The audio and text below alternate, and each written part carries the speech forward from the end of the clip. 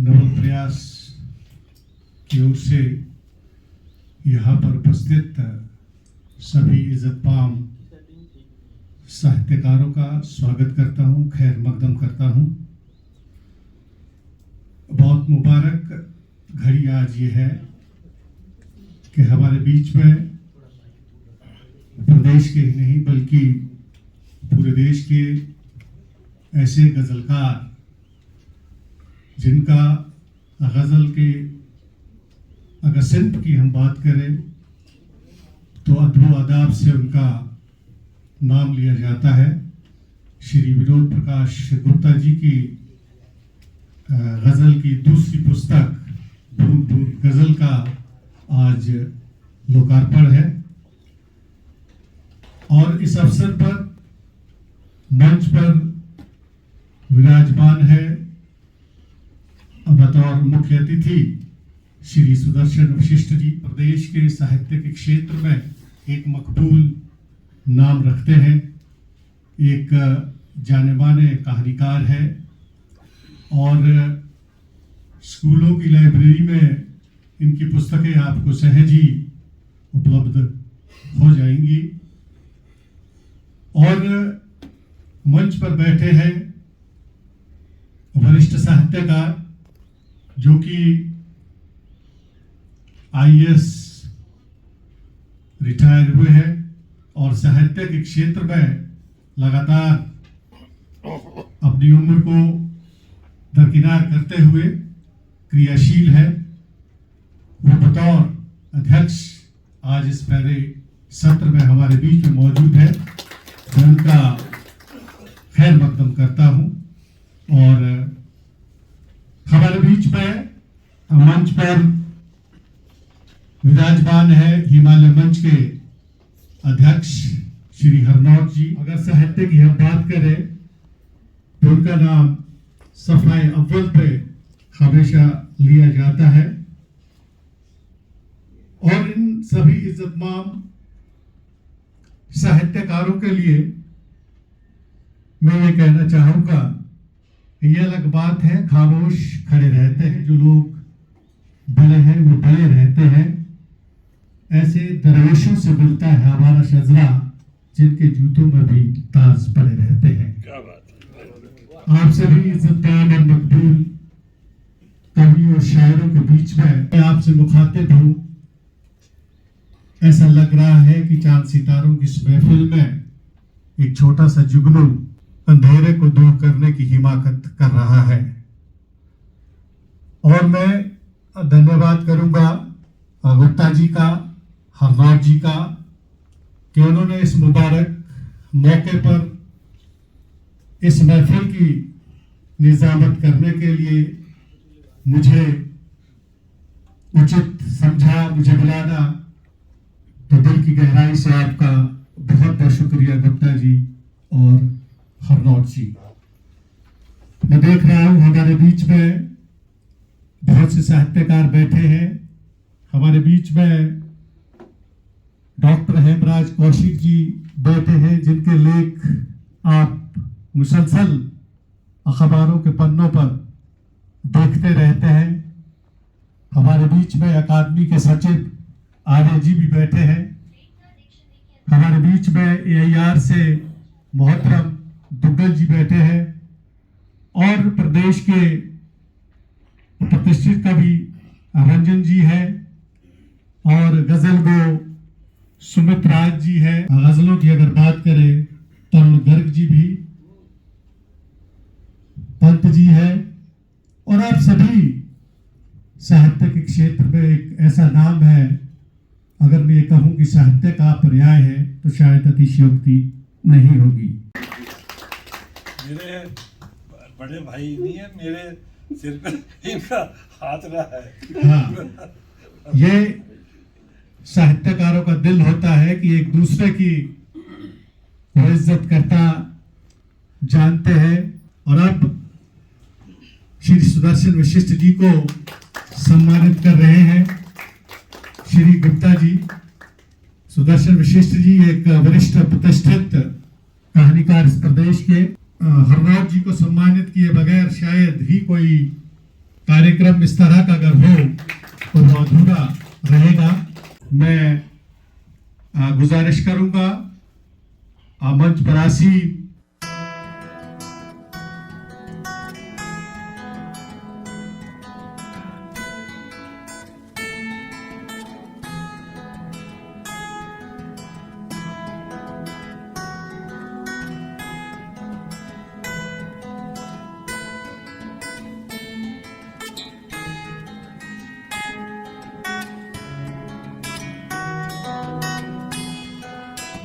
बहुत सारी ऐसी चीज़ें थी जो एक शायर ने देखी और उनके संवेदनशील हृदय ने इसको महसूस भी किया।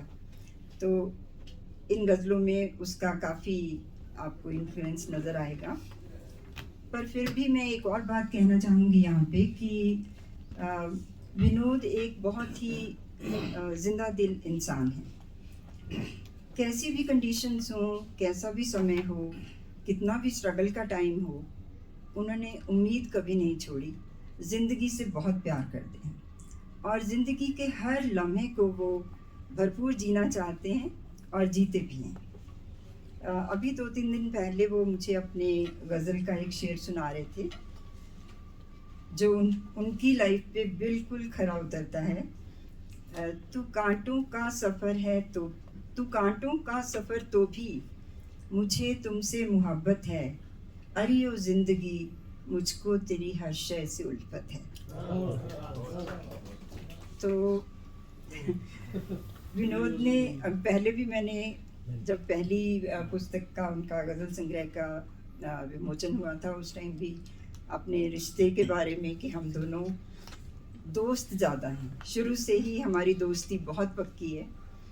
और मुझे एक उलझन रहती थी शादी से पहले कि शादी के बाद 2-3 साल बाद सब रोमांस वगैरह ख़त्म हो जाता है, बहुत ही नीरस ज़िंदगी हो जाती है, बहुत सारी जिम्मेदारियां आ जाती हैं।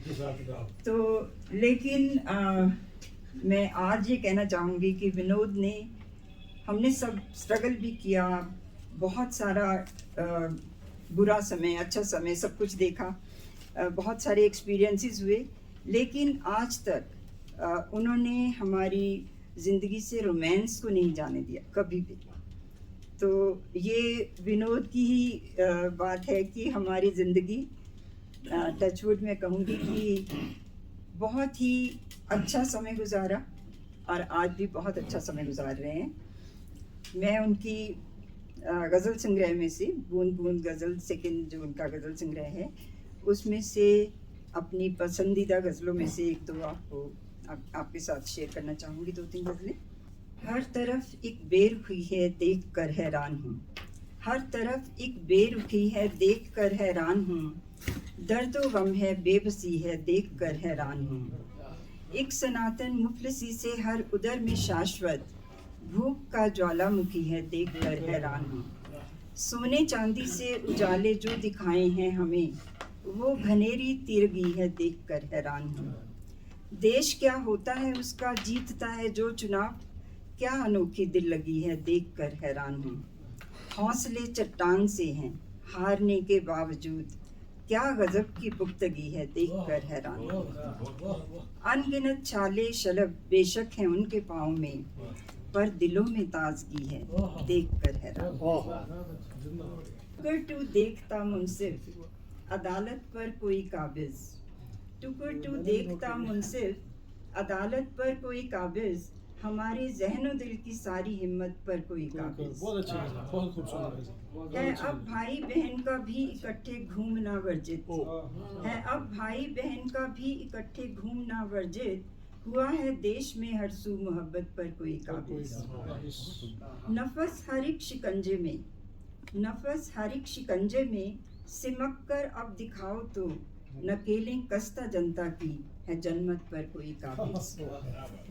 न बागों में कहीं मिलिए न होटल में न सड़कों पर, न बागों में कहीं मिलिए न होटल में न सड़कों पर, नगर के चप्पे चप्पे पर जहानत पर कोई काबिज। पहनना क्या है खाना क्या, अज़ां कब हो कहाँ पूजा, पहनना क्या है खाना क्या, अज़ां कब हो कहाँ पूजा, अकीदत पर कोई काबिज, इबादत पर कोई करें फरियाद किससे, करें फरियाद किससे और कराएं पैरवी किससे, दलीलों पर कोई काबिज, वकालत पर कोई काबिज। न लेना इनसे कुछ पंगा, न लेना इनसे कुछ पंगा, मसल जेलों में भर देंगे। न तुमने दुश्मनी में ही कमी की, न तुमने दुश्मनी में ही कमी की, निभाई भी रिवायत दोस्ती की। कुहासों से निकलना चाहता हूँ, कुहासों से निकलना चाहता हूँ, उजालों तक पहुँचे क्या किसी की। वो दिन में ढूंढता है चांदनी को, जहाँ कल था वहाँ मैं अब नहीं हूँ, जहाँ कल था वहाँ मैं अब नहीं हूँ, यही तो रस्म है अदा आवारी। वाह वाह, ये अच्छा, बहुत अच्छा शेर। नया सूरज उगाओ अब तो यारो, नया सूरज उगाओ अब तो यारो, तमस को है जरूरत रोशनी की। शलभ को ये नसीहत मिल रही है, शलभ को ये नसीहत मिल रही है, हदें मत पार कर जिंदा दिली की। कितने दीपक तन खड़े हैं अब अंधेरों के खिलाफ, कितने दीपक तन खड़े हैं अब अंधेरों के खिलाफ, रोक दो ये साजिशें तुम भी चिरागों के खिलाफ। आसमां ही हो गया अपने सितारों के खिलाफ, चांदनी भी हो गई है अब मुंडेरों के खिलाफ। अब तो मौसम हो रहे सारे बहारों के खिलाफ, अब तो मौसम हो रहे सारे बहारों के खिलाफ, पेड़ ही होने लगे हैं अब पहाड़ों के खिलाफ।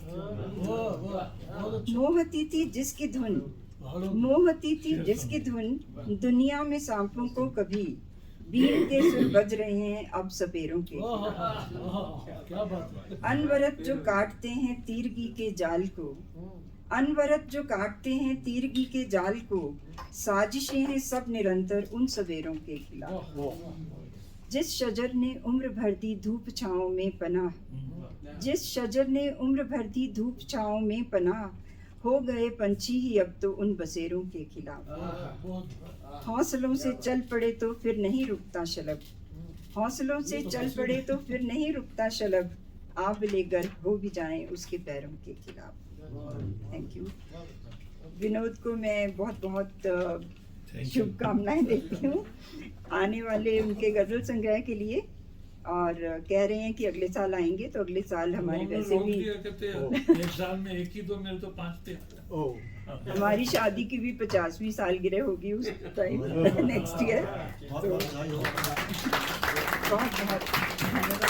का सफर मोहब्बत से शुरू हुआ था, हुस्न की तारीफ से शुरू हुआ था, लेकिन वहां से निकलकर आज गजलें जिंदगी की हर मुहाज में पहुंच गई है। जब कतील शफाई ने ये कहा कि हुस्न को चाहे जवानी को कमल कहते हैं, उनकी सूरत नजर आए तो उसे गजल कहते हैं। वहां से निकलकर अदब गोंडवी ने ये कहा कि मैं गजल को चबाड़ों की गली तक ले चलूंगा। तो इस तरह से होते वाते आज गजल जीवन की, संसार की हर एक मुहाज की पेशगी है। हर एक मुहाज को बड़े बेहतरीन तरीके से गजल पेश करती है, या ये कहिए कि कुछ शब्दों में पूरी कायनात को वो प्रस्तुत करती है। और गजल एक ऐसी सिन्फ है जिसको सुनते ही अनायास ही हर कोई इसकी ओर खिंचा चला जाता है। अगर कोई नज्म भी लिख रहा है तो नज्म लिखते लिखते मुझे भी ऐसा लगता है काश ये नज्म गजल हो जाती। लेकिन गजल यूं ही नहीं लिखी जाती। इकबाल अशर साहब ने कहा कि ठहरी ठहरी सी तबीयत में रवानी आई, कि ठहरी ठहरी सी तबीयत में रवानी आई, आज फिर याद मोहब्बत की पुरानी आई। इतनी आसानी से मिलती नहीं फन की दौलत, इतनी आसानी से मिलती नहीं फन की दौलत, ढल गई उम्र तो गजलों में जवानी आई। गजल एक तपस्या है और इस तपस्या का फल है बूंद बूंद गजल। तो बूंद बूंद गजल पर हमारे बीच में बैठे हैं इस प्रदेश के, जिनका नाम अगर गजल की बात की जाए बड़े एहतराम से लिया जाता है। मैं मंच पर सबसे पहले आमंत्रित कर रहा हूं बूंद बूंद गजल पर कहने के लिए सुमित राज जी को कि वाय और बूंद बूंद गजल पर हमसे गुफ्तार। सुमित राज जी को शॉल पहनाकर सम्मानित करते हुए इनसे सफर शुरू हुआ मेरा। श्री विनोद प्रकाश गुप्ता साहब जी। तो अब आपसे मुखातिब होंगे सुमित राज जी। आदरणीय मंच, जनाब विनोद शलभ साहब और इस सभागार में उपस्थित सभी साथियों, मैं गज़लकार तो हूँ लेकिन इतना बड़ा नहीं, और ना ही मैंने कोई ख़ास मकाम हासिल किया है अपनी गज़ल गोई के लिए, जितना जिस सफ़र पे विनोद शलभ साहब निकले और जो मकाम ये हासिल करते जा रहे हैं, उसके लिए सबसे पहले तो बहुत बहुत मुबारक। और ये आपका दूसरा मजमुआ है। पहला आओ नई शहर का नया शम्स रोक लें, और दूसरा ये। सबसे पहले तो मैं मेरी ओर से आपको मुबारकबाद कबूल फरमाएं आप इस किताब के लिए, और जो मकाम आप हासिल करते जा रहे हैं, हमारी दुआ है कि आप और आगे जाएं और आगे बढ़ें। बूंद बूंद गजल, जैसे सागर को भरने में पानी की हर बूंद का अपना एक अहम रोल होता है, इसी तरह गजल कहने में या लिखने में हर लफ्ज, हर मात्रा, हर नुक्ता, हर विराम अपना एक अहम रोल अदा करता है। ये सारी बूंदें मिलके ही गजल बनती है, और सारी गजलें मिलके एक मजमुआ तैयार होता है।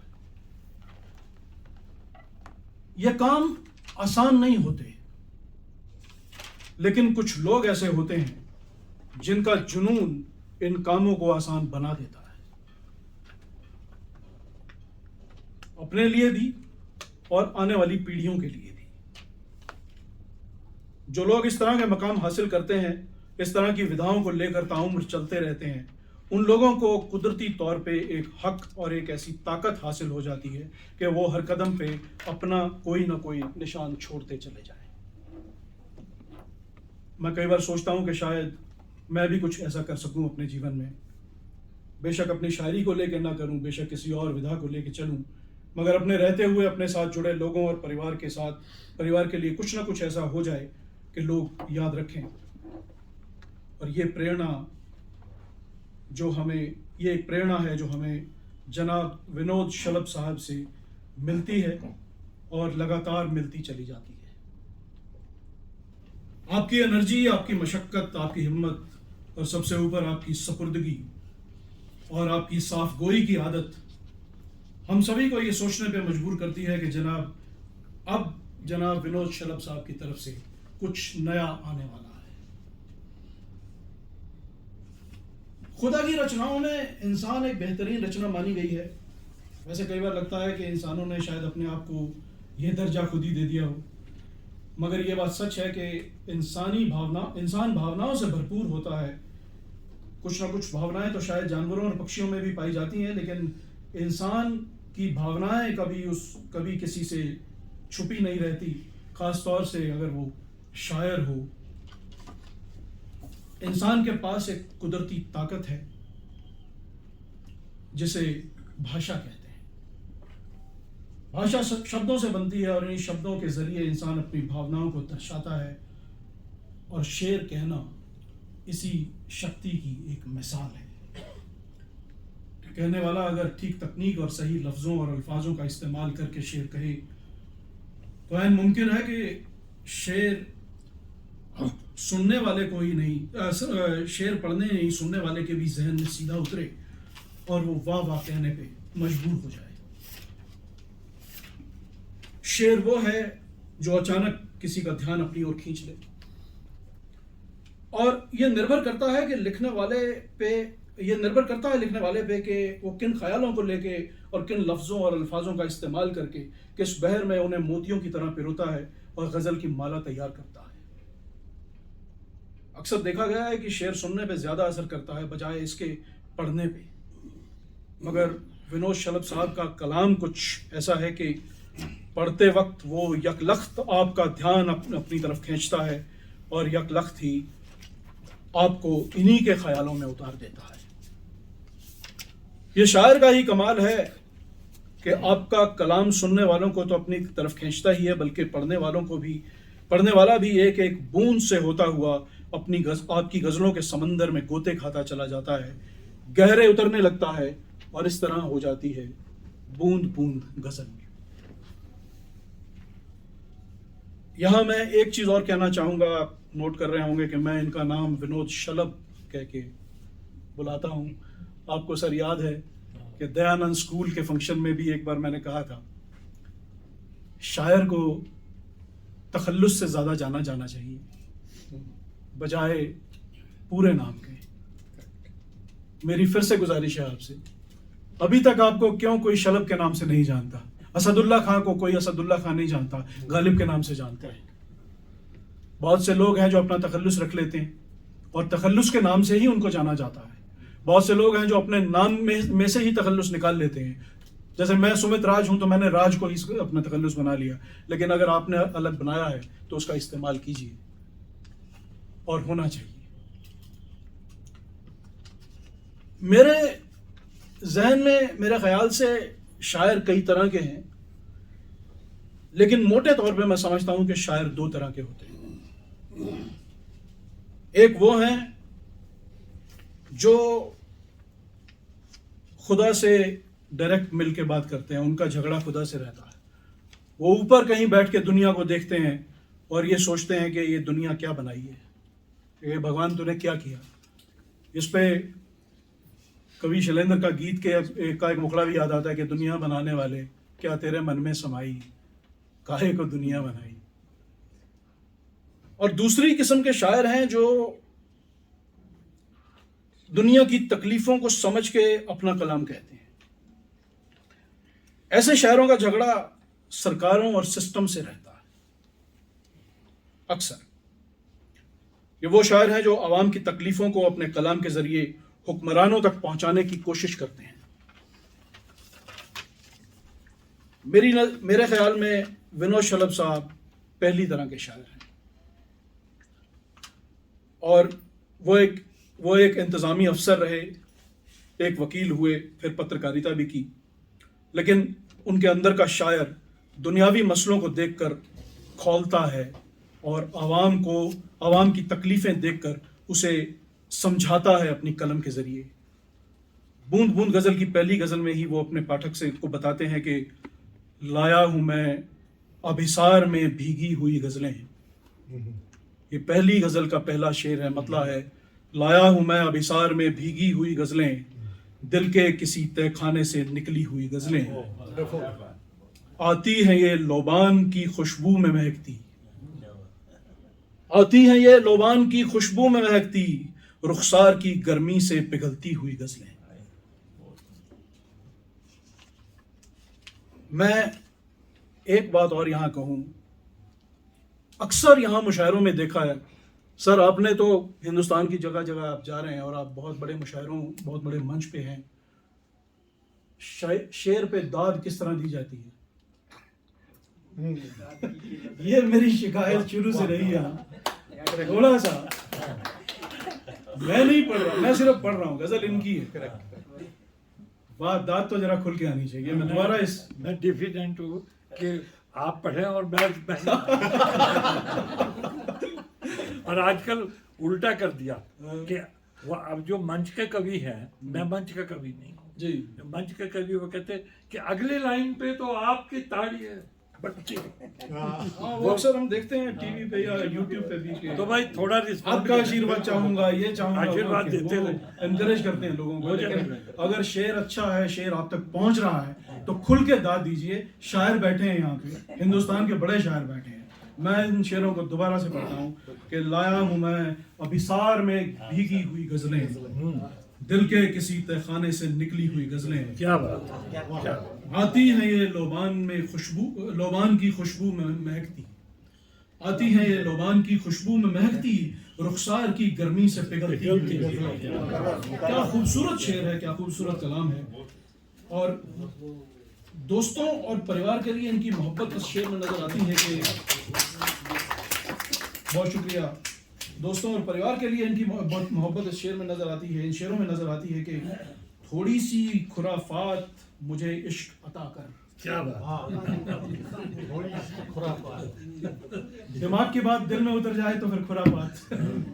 थोड़ी सी खुराफात मुझे इश्क अता कर, हर में दहकी हुई गजलें। थोड़ी सी खुराफात मुझे इश्क अता कर, हरदम कहूँ एहसास में दहकी हुई गजलें। और अगले कुछ शेरों में इनकी गहरी सोच जिस आ रहे हैं कि कोई चिंगारी सुलगे तो मेरी पसंदीदा गजल।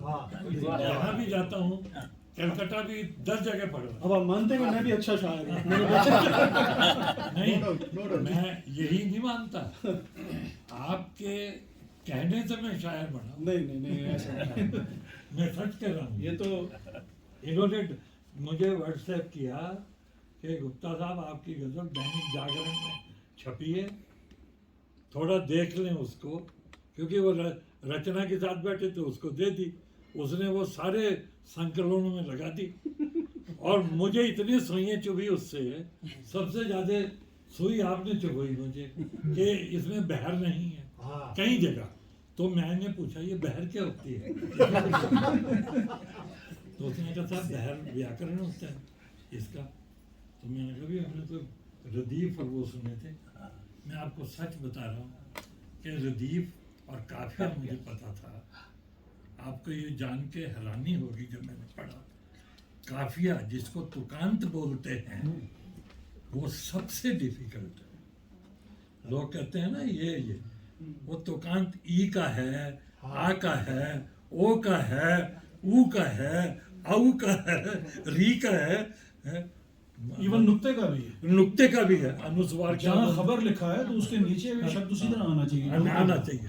मेरी ठीक है ना, सबसे बढ़िया ब्लैंक वर्स लिखो और वाह वाह पाओ, ठीक है। फिर मेरे दिमाग ने कहा कि नहीं, अब छेड़ ही लिया है ये भिड़ों का छत्ता।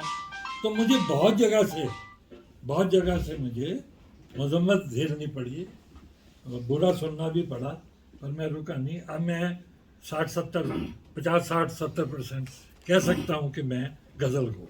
बहुत बड़ी तपस्या है। और लिखता कौन है ये मैं नहीं कर सकता। तो हम शेर पढ़ रहे थे कि कोई चिंगारी सुलगे तो उसे हल्के में मत लेना। तवज्जो चाहूंगा आप सबकी इन शेरों पे। कोई चिंगारी सुलगे तो उसे हल्के में मत लेना, कोई मजबूर रोए तो उसे हल्के में मत लेना। ये रदीफ का कमाल है। मैं रदीफ से बात करूंगा अभी। कोई चिंगारी सुलगे तो उसे हल्के में मत लेना, कोई मजबूर रोए तो उसे हल्के में मत लेना। और देखिए कि सियासी लोग तो हर मसले में लुत्फ लेते हैं।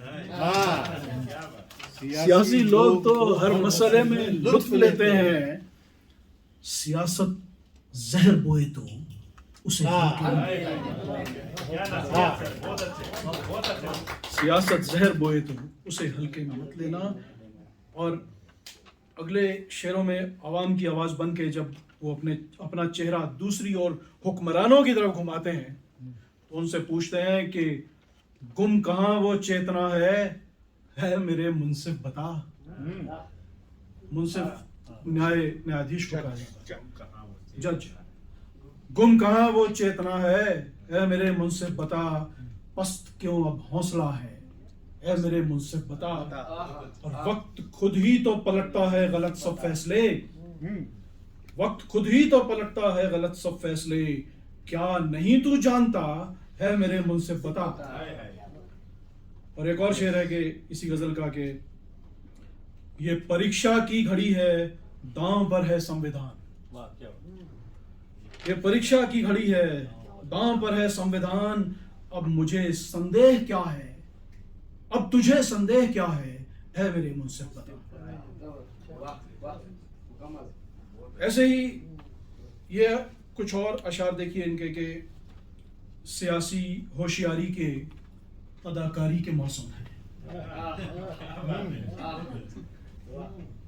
ये मैं पूरी किताब के बूंद बूंद में से कुछ बूंदें चुन के लाया हूँ आपके लिए। बड़ी अच्छी बूंद, जो बहुत अच्छी बूंदें हैं। एक बूंद पड़ेगी तो भीग जाओगे। कि सियासी होशियारी के, अदाकारी के मौसम है। बढ़ाओ हाथ तुम दोनों, गिरफ्तारी के मौसम क्या में। बात है, बहुत अच्छे, बहुत अच्छे। क्या खूबसूरत शेर है, बढ़ाओ हाथ तुम दोनों। गिरफ्तारी के मौसम में ये है काफिया का इस्तेमाल कि सभी मौसम तो उसकी गुत्थियों में मुट्ठियों में कैद हैं भाई। थोड़ा टाइपिंग मिस्टेक हो गया। सभी मौसम तो उसकी मुट्ठियों में कैद हैं भाई, इशारों पे चलो उसके महामारी के मौसम में। क्या बात है, बहुत अच्छा स्टाइल है सर, बहुत अच्छे। इशारों पर चलो उसके महामारी के मौसम में। मैंने कहा कमर के टूटने तक ही झुका जा सकता है साथी। वाह वाह वाह वाह वाह, क्या कमर के मिसरा, क्या टूटने मिसरा, तक ही क्या मिसरा, वाह। झुका जा सकता है साथी, और सब्र का बांध टूटे तो उसे हल्के में मत उसे आखिर में आता है,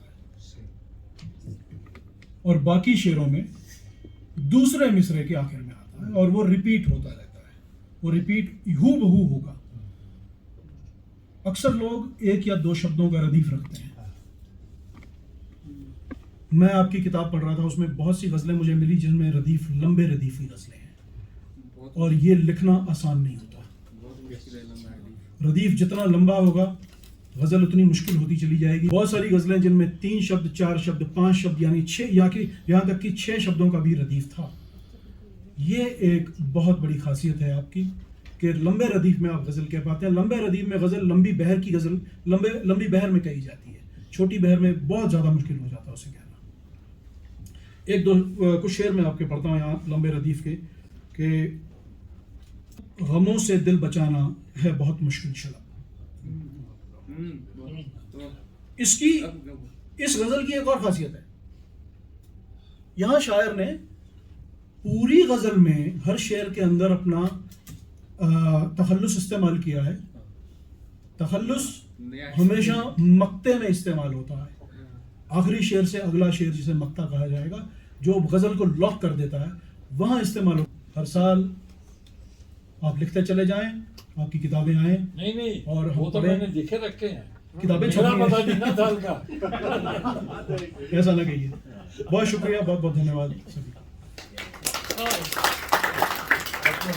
गजल की अगर बात करें तो मैं ये कह सकता हूँ, गजल लिखने से ज्यादा एक कहन का विषय है। लेके गई थी। गजल को अगर बयां बेहतर मिल जाए तो वो और भी खूबसूरत हो जाती है। तो मुझे एक शेर याद आ रहा है तहजीब हफी साहब का। तेरा चुप रहना मेरे जहन में क्या बैठ गया, तेरा चुप रहना मेरे जहन में क्या बैठ गया, इतनी आवाजें तुझे दी कि गला बैठ गया। बहुत खूबसूरत शेर है।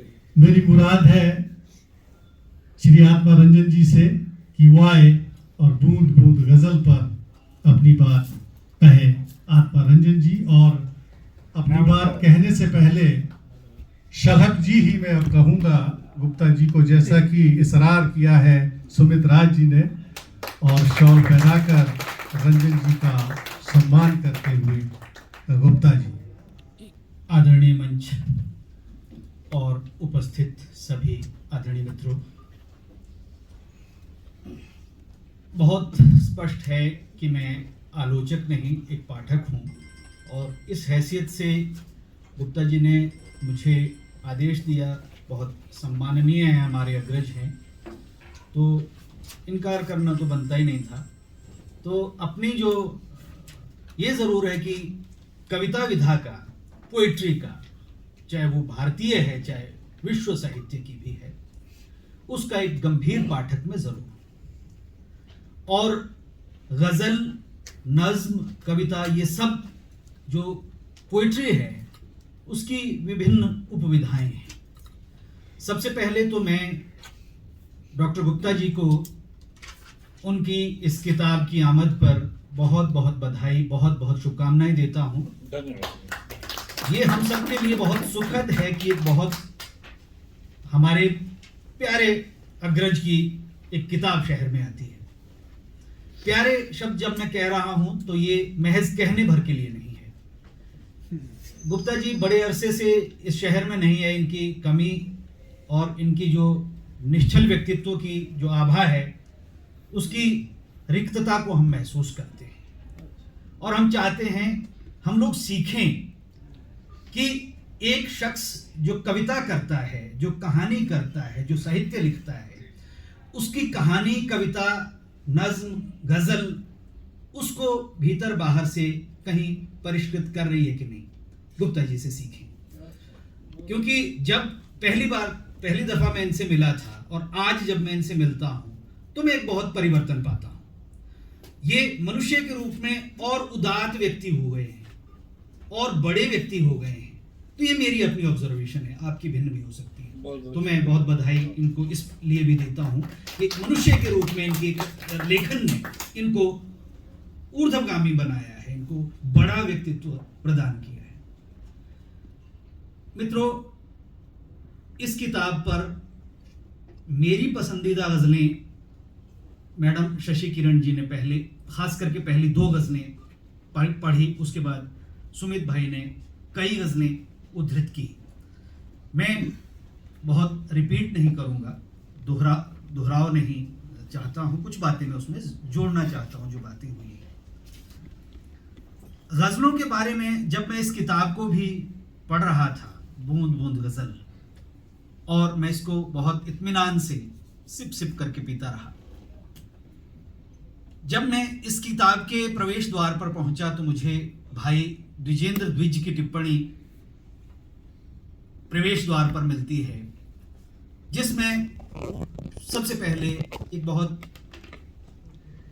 शिकायत है गहरी सी, गज़ल की उपेक्षा पर वो बात करते हैं कि गज़ल एक उपेक्षित विधा रही है। उस बात से मैं सहमत हूं, लेकिन मुकम्मल तौर पर सहमत होना मुझे उतरा नहीं। गज़लों के बारे में 2 तरह की परंपराएं गज़लों में भी रही हैं, जब हम उसको बारीकी से देखते हैं। गालिब ने जब कहा था कि बना है शाह का मुसाहिब फिरे है इतराता, वहां जो तंज था, वहां जो अस्वीकार था, वहां जो द्वंद्व था, वहां जो चुनौती थी, मित्रों, वो चुनौती आज तक भी बरकरार है। गजल के मूल पाठ में आज तक भी वो चुनौती हमारे सामने है। वो चुनौती गालिब ज़ौक़ भर को नहीं दे रहा था, वो विचारधारा को दे रहा था, वो थॉट को दे रहा था, वो दर्शन को दे रहा था, एक समूचे दर्शन को वो चुनौती दे रहे थे गालिब, जब वो ज़ौक़ को उस तरह से कह रहे थे। बल्कि अपने गजल के अंतर्विरोधों को भी वो अपने आप को भी कहते हैं।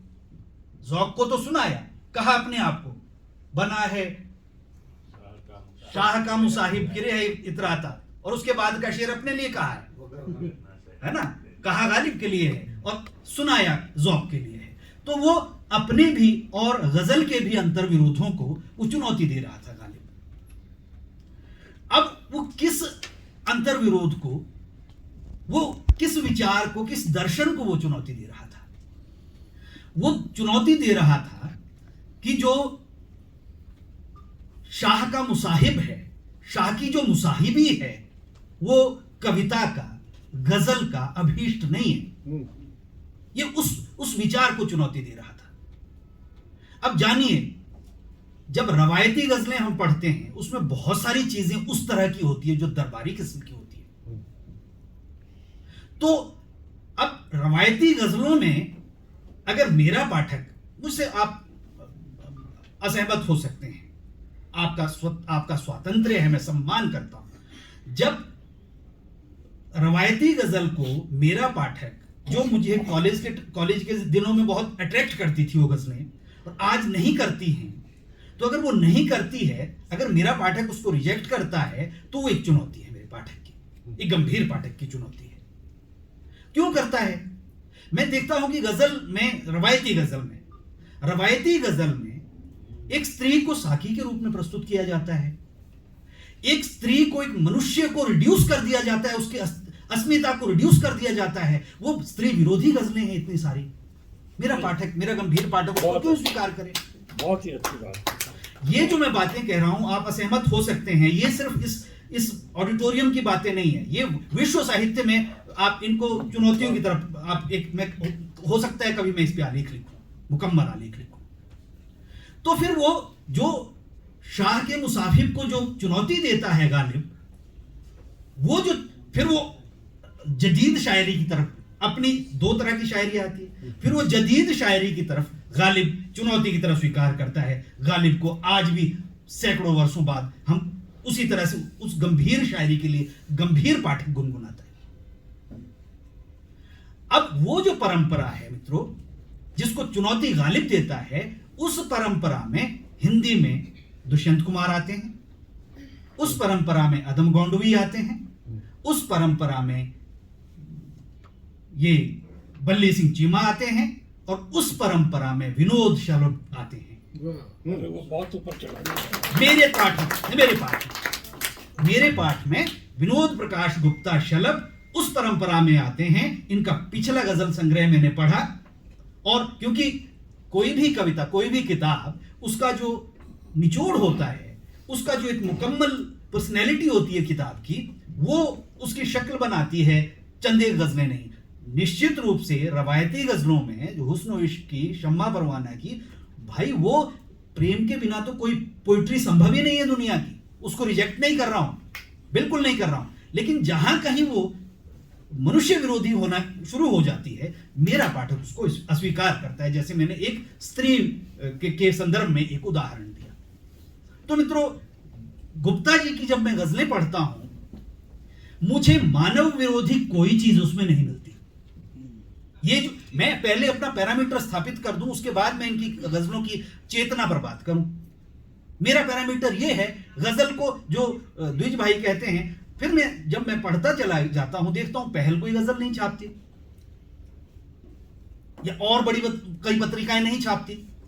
तो वो कारण यही है, कहीं ना कहीं छिपा हुआ कारण यही है कि जो अभी ठीक है, प्रेम बहुत जरूरी है, लेकिन अब जब हम विश्व साहित्य को पढ़ते हैं, जिनको नोबेल पुरस्कार मिले हैं, अब हालांकि नोबेल पुरस्कार कोई पैरामीटर नहीं है अच्छे साहित्य का, लेकिन कुछ तो है। और क्या पैरामीटर रख सकते हैं अच्छे साहित्य को? कुछ तो है। केंद्रीय साहित्य अकादमी की जो पुस्तकें हैं कि कविता की दृष्टि से कुछ तो है, वो पैरामीटर हम रख सकते हैं। तो जब हम देखते हैं, तो अब जो प्रेम वाली जो कविताएं हैं, शिम्बोर्स्का की आप ले लीजिए, यहां तक कि मेरा पाठक हालांकि रिल्के को बहुत ज्यादा नहीं, लेकिन दर्शन और प्रेम के माध्यम, लेकिन उसमें कितना मनुष्य की कितनी समस्याएं, मनुष्य की कितनी चिंताएं हैं रिल्के के पास, मनुष्य का दर्शन कितना है। वो मनोरंजन की शायरी नहीं है।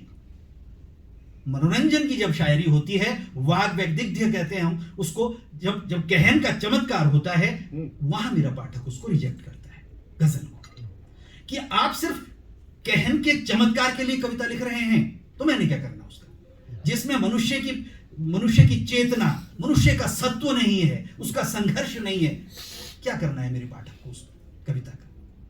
तो वो मनोरंजन की जो कविता है मित्रों, वाग वैदिग्ध्य की जो कविता है, वो हमारे रीतिकाल तक आती है। वो उसके लिए वो कहते हैं गालिब, शाह का मुसाहिब है, दरबार में बोलेंगे, वाहवाही भी होगी, इनाम इकराम भी मिलेगा, वहां तक आपके सरोकार है। लेकिन जो विश्व की अच्छी कविताएं हैं तमाम दुनिया की, है ना, तो बार बार हम विश्व के अच्छे साहित्य की तरफ क्यों जाते हैं? सिर्फ मनोरंजन के लिए तो नहीं जाते। हम जाते हैं हमारी चेतना को कहीं झंकृत करे, हमारी चेतना को कहीं परिष्कृत करे, मुझे संबोधित करे, मेरे अंतर्मन को संबोधित करे कोई कविता, तो मैं उस कविता के पास जाता हूं। तो फिर मैं क्यों मनोरंजन की कविता, वो ठीक है। देखिए, मैं ये नहीं कह रहा कि रीतिकाल की कविता को मैं रिजेक्ट कर रहा हूं, वो बहुत बड़ी कविता है, लेकिन वो जो कविता है, आज की कविता, मनुष्य के सरोकारों की कविता बहुत आगे निकल चुकी है। वो दरबारी कविता उस समय की जरूरत थी। फारसी कविता आ रही थी, हिंदी कवियों ने वहां अपना माहतम में अपना महानता साबित करनी थी। तो आप लक्षण ग्रंथ लिखिए, हमारे लक्षण ग्रंथ है, केशव दास ने बहुत अच्छे लक्षण ग्रंथ लिखे हैं, लेकिन भाषा के चमत्कार के लिए महज कविताएं हों, तो वो मेरा पाठक उसको उतनी सहजता से स्वीकार नहीं करता। तो गजलों के साथ गजलों का जो एक बड़ा, जिसको हम कहते हैं क्वांटिटी, वो इसलिए एक गंभीर पाठक इसलिए उसको रिजेक्ट करता है। मैं क्यों नहीं करता? मैं शलभ की गजलें क्यों पढ़ता हूं? मैं बल्ली सिंह चीमा की ले मशाले चल पड़े हैं लोग मेरे गांव के क्यों पढ़ता हूं? मैं क्यों पढ़ता हूं अदम गोंडवी को, मैं यशवंत कुमार को क्यों पढ़ता हूं? और ऐसा नहीं है कि रवायती गजल का कोई महत्व नहीं है, रवायती गजल का अपना महत्व है, लेकिन मैं कह रहा हूं वो जो मनुष्य के सरोकारों के साथ जुड़ती है वो बड़ी कविता है, वो बड़ी कविता है। और इस कवि में, इस पोइट में, इस शायर में मुझे बार बार वो कविताएं, इस किताब में मुझे बार बार वो कविताएं बार बार रोकती है।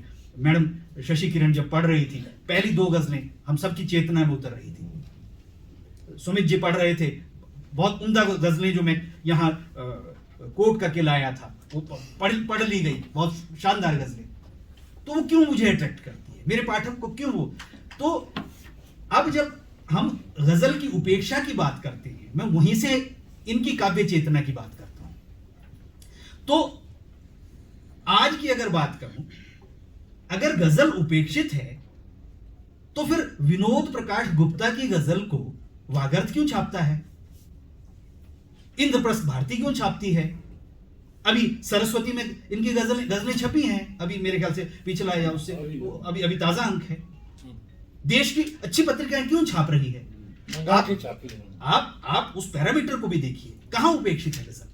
यहां तो नहीं है। और क्यों नहीं है? क्यों नहीं है? शंभुनाथ को क्यों पसंद आती है? वो तो पोएट है, क्यों वागर्थ में छापता है इन गजलों को? फिर मैं कह रहा हूं पैरामीटर हमें वर्ल्ड पोएट्री का लेना पड़ेगा, पैरामीटर हमें कोई बड़ा लेना पड़ेगा। वो ठीक है, जो जब आप गजल लिखते हैं उसका व्याकरण है, उत्कृष्टता है, मारोले से बहुत अच्छी बात है, हम वाह वाह करते हैं उसके लिए। लेकिन पोएट्री मित्रों, जब भी कभी कविता लिखते हैं, हम कभी भी कविता कहन के वैशिष्ट्य के लिए तो नहीं लिखते। कहते तो इस गजल या कविता तो इसलिए लिख रहे हैं ना कि कुछ मुझे कहना है। अब उस कहने को मेरा शिल्प उसको समृद्ध करता है, प्रभावी बनाता है। मेरे कथन को मेरी कहन समृद्ध बनाती है, प्रभावोत्पादकता उसकी बढ़ाती है, तो मैं उसको उस पर उतना ध्यान दूं। क्योंकि गहने जो हैं जब सौंदर्य बढ़ाते हैं तो अच्छे लगते हैं, लेकिन अगर गहने अतिरेक पूर्ण हो, बहुत ज्यादा हो, तो वो सौंदर्य बढ़ाएंगे थोड़ी। तो ये कुछ चीजें हैं जो खैर मैं तो पता नहीं कहां से कहां पहुंच जाऊंगा, लेकिन मैं इनकी गजलों के काव्य चेतना पर पहुंचने के लिए ये सारी चीजें और ये सब इनकी बातों से, इनकी उससे जुड़ी हुई हैं। और जो मैंने बातें कही हैं इनकी काव्य चेतना को लेकर के, उसके कुछ उदाहरण पहले आ चुके हैं। और कुछ एक शेर इनकी जो गजलें हैं उसमें बहुत सारी कोटेबिलिटी या उद्धरणीयता इनकी एक खासियत है इनकी गजलों की, जिसकी बात नहीं हुई, कोटेबिलिटी या जो उद्धरणीयता है। कि मौत भी है जानती, मौत भी ये जानती है, एक दुआ है आदमी, इस जमीन पर जिंदगी का सिलसिला है आदमी, जिंदगी की दौड़ में जब जब थका है आदमी, फिर से संभला, फिर उठा, उठकर चला है। बहुत खूब। फिर एक और कि कोई चिंगारी, इसको तो मैं हालांकि पहले भी आई पर मैं फिर इसको जरूर पढ़ूंगा। कोई चिंगारी सुलगे तो उसे हल्के में मत लेना, कोई मजबूर रोए तो उसे हल्के में मत लेना, सियासी लोग तो हर मसले का लुत्फ लेते हैं, सियासत जहर बोए तो उसे हल्के में मत लेना। कि सियासी होशियारी के अदाकारी के मौसम है, बढ़ाओ हाथ दोनों, अब गिरफ्तारी के मौसम है, जो हाँ में हाँ मिलाते हैं वही है देश प्रेमी, सब अनोखे आ गए हैं, अब वफादारी के मौसम है। और हवा में कहां से इतना विष घुलने लगा है साथी, शलभ ये बेबसी के और लाचारी के मौसम है। क्या बात, क्या बात, वाह। और जो इनकी पहली गजल है उसमें इन्होंने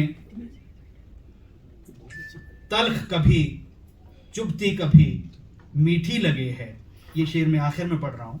जो इनकी पूरी पोइट्री का, कि तल्ख कभी चुभती कभी मीठी लगे हैं, ये सच की कसौटी पे तपाई हुई गजलें। ये सच की कसौटी पे तपाई हुई गजलें, ये इस किताब के लिए मैं निष्कर्ष वाक्य की तरह लिखा हूँ। आप सब ने बहुत गंभीरता से असहमत भी हूँ तो मैं क्षमा चाहता हूँ। बहुत बहुत धन्यवाद आप सब। बूंद बूंद गजल पे बहुत बढ़िया रंजन जी ने अपनी बात रखी।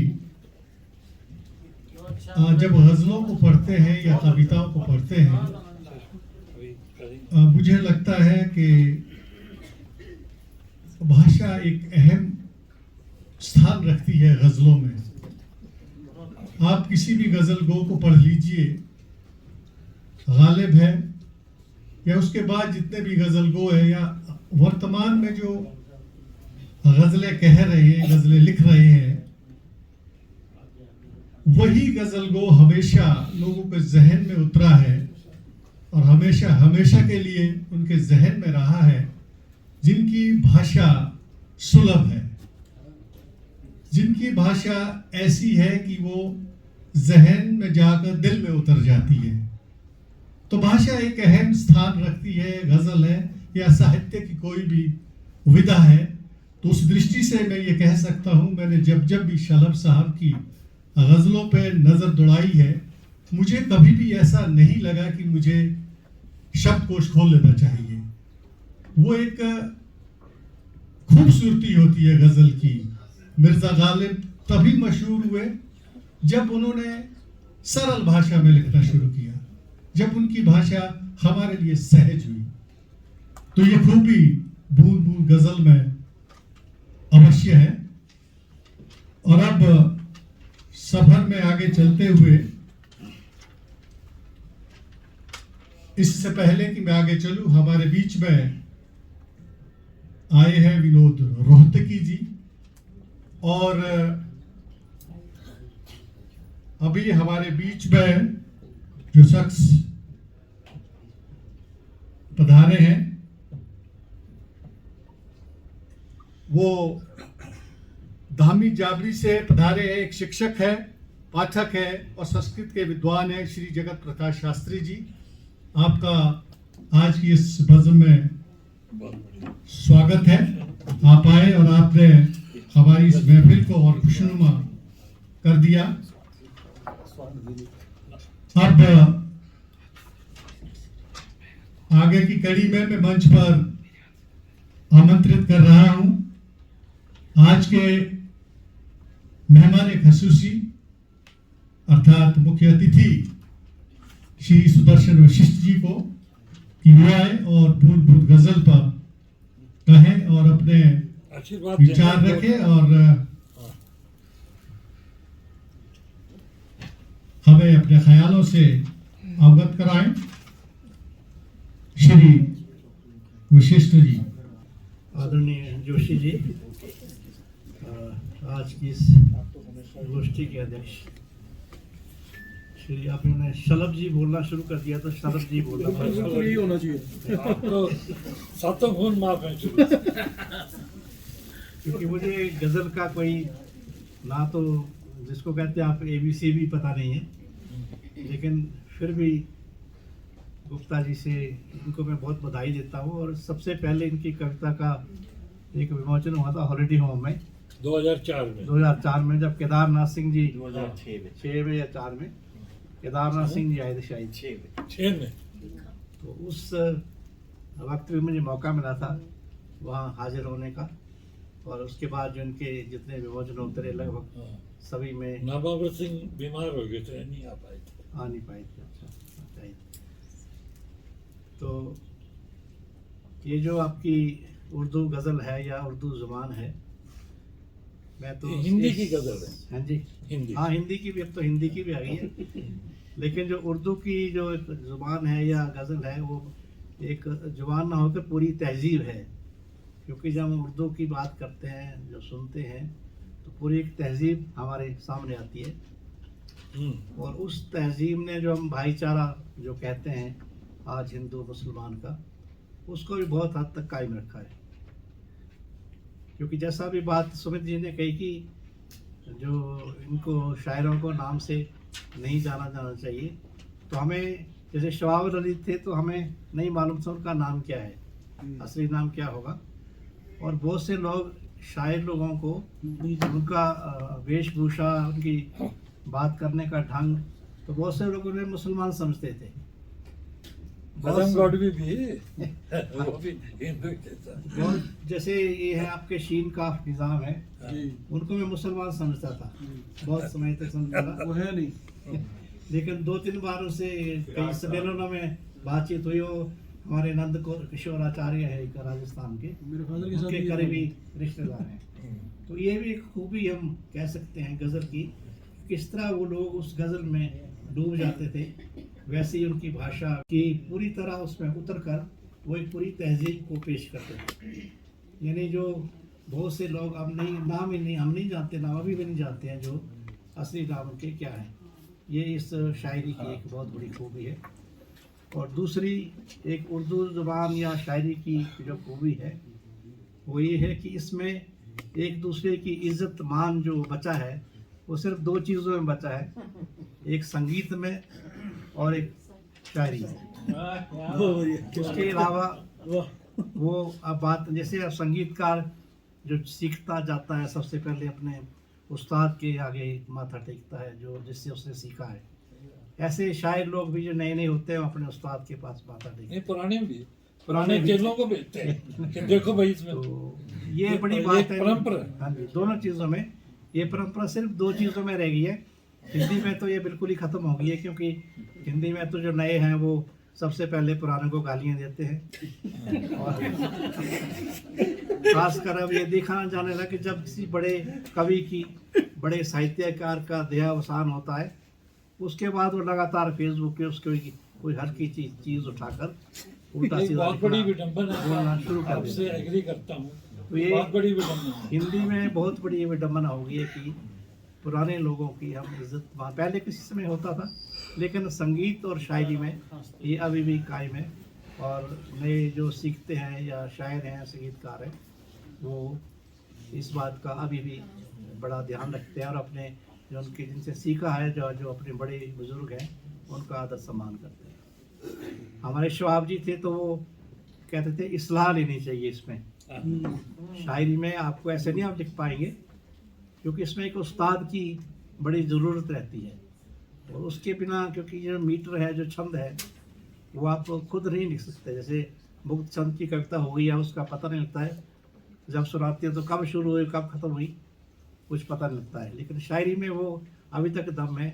जैसे एक नाटक जो संवाद करता है अपने श्रोताओं से, दर्शकों से, उसी तरह का संवाद सिर्फ शायरी में बचा हुआ है कि शायर लोग अपने श्रोताओं से एक पूरा एक्ट करके और पूरे उसमें, यानी वो दूसरी लाइन ही नहीं बोलते जब तक कि वो दूसरे ऐसे देखते रहे और बोलने को ना कहें।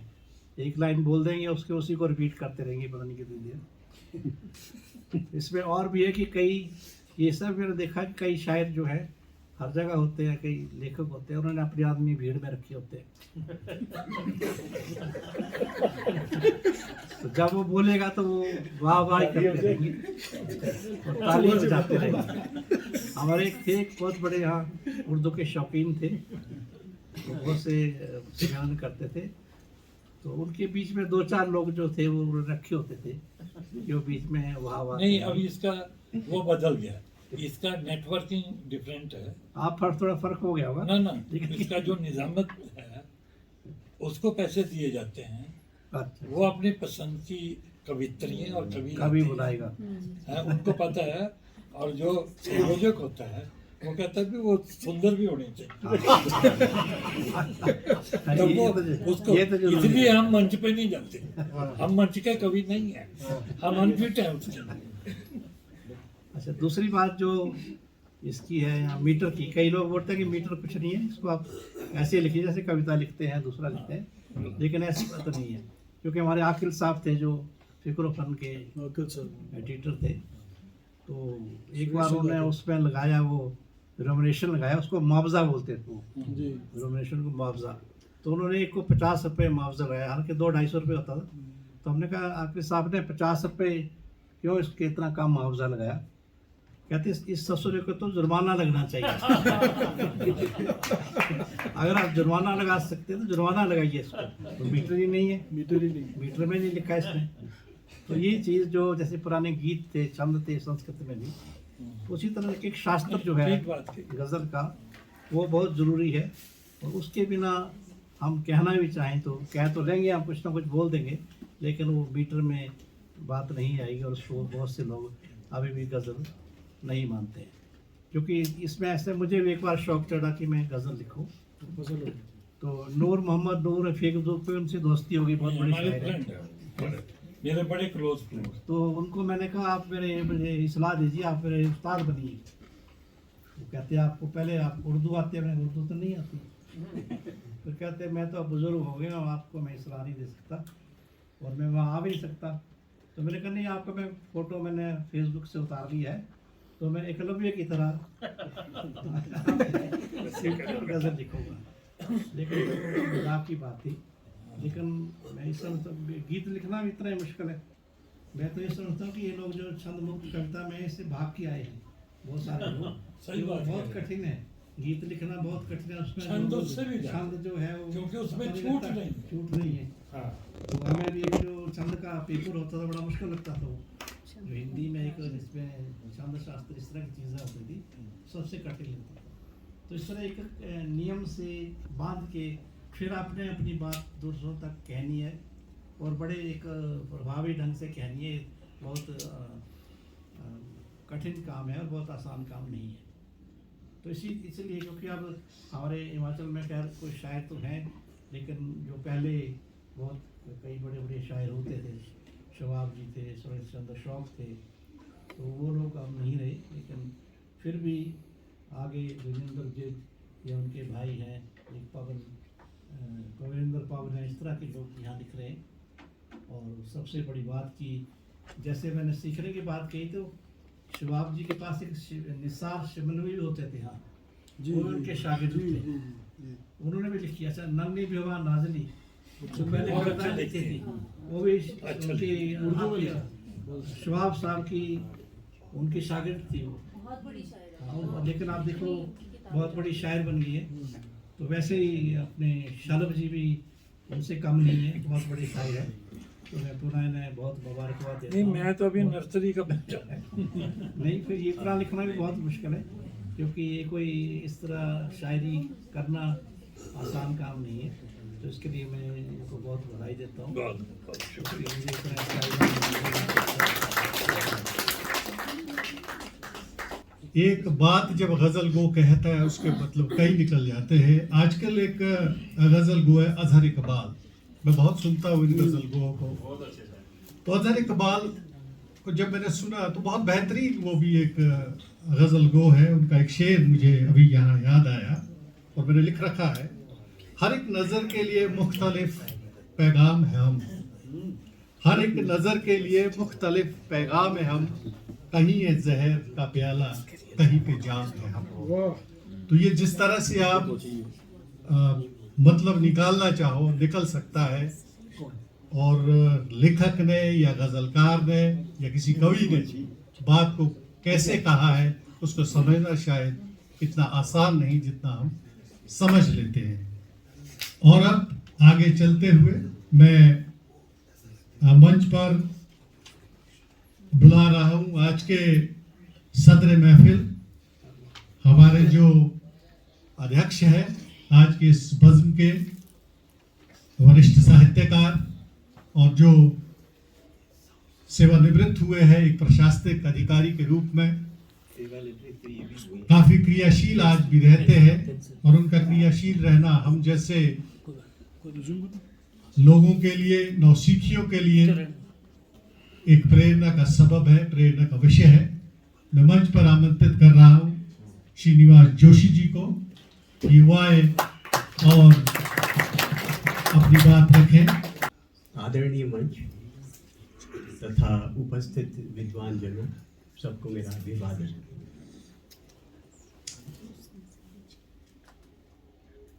मुझसे पहले 4 विद्वानों ने यहाँ पर बूंद बूंद गज़ल पर अपनी समीक्षा प्रस्तुत की।